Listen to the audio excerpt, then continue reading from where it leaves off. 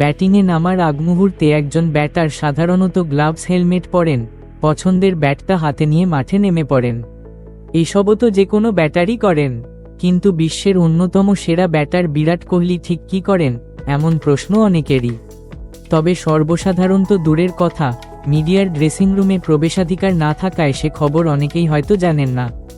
গত 12 জানুয়ারি বারোদায় নিউজিল্যান্ডের বিপক্ষে প্রথম ওয়ানডে ম্যাচের সময় এক ভক্ত লুকিয়ে ভারতীয় ড্রেসিং রুমের একটি ভিডিও তুলেছেন। 1 মিনিট 10 সেকেন্ডের সেই ভিডিওতে ধরা পড়েছে কোহলি ব্যাট করতে নামার ঠিক আগে কি করেন। ভিডিওটিতে দেখা যায় রোহিত শর্মা আউট হওয়ার পরেই কোহলি দ্রুত প্যাড পরে নিচ্ছেন।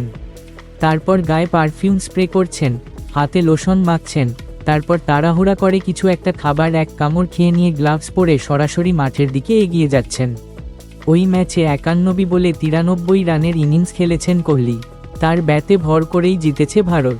301 রানের লক্ষ্য তাড়া করে 4 উইকেটে জিতে যায় শুভমন গিলের দল। কোহলি ম্যাচ সেরা হন। এই ইনিংসে কোহলি 2টি মাইলফলক স্পর্শ করেছেন। আন্তর্জাতিক ক্রিকেটে সব ফরম্যাট মিলিয়ে দ্রুততম ব্যাটার হিসেবে 28,000 রানের গণ্ডি পার করেছেন এবং আন্তর্জাতিক ক্রিকেটে সর্বোচ্চ রান সংগ্রাহকদের তালিকায় সচিন তেন্ডুলকরের ঠিক পরেই দ্বিতীয় স্থানে উঠে এসেছেন।